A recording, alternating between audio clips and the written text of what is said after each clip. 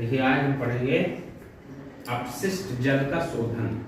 मतलब जो शहरों में, बड़े बड़े शहरों में जो गंदी नालों के जल होते हैं उनका शोधन कैसे किया जाता है।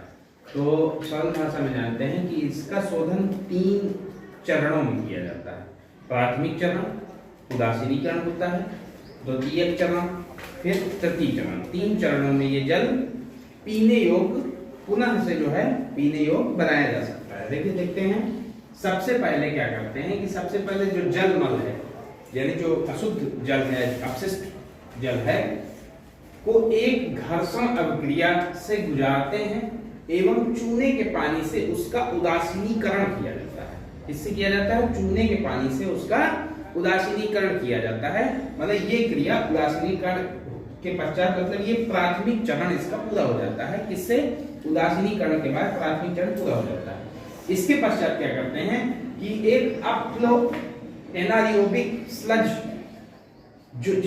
जो क्या है, एक प्रकार का रिएक्टर है। क्या है?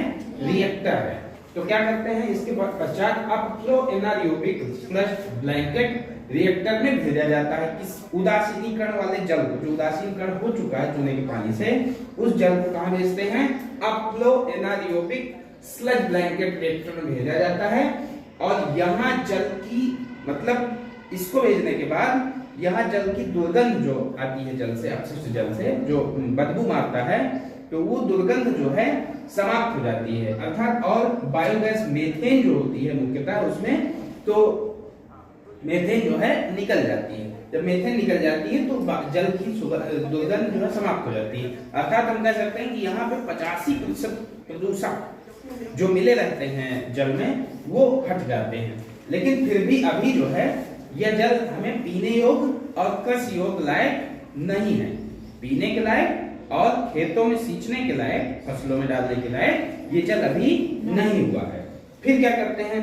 इसके बाद हम जल को वायु मिश्रित टैंक में, ऐसा टैंक है जिसमें वायु भरी हुई है।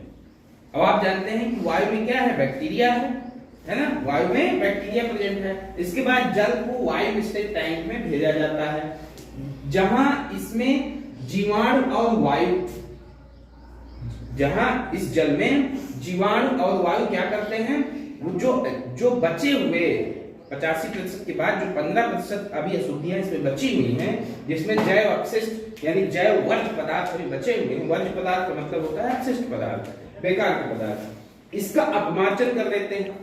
अपमार्जन करने के बाद इसके बाद क्या करते हैं? इसके बाद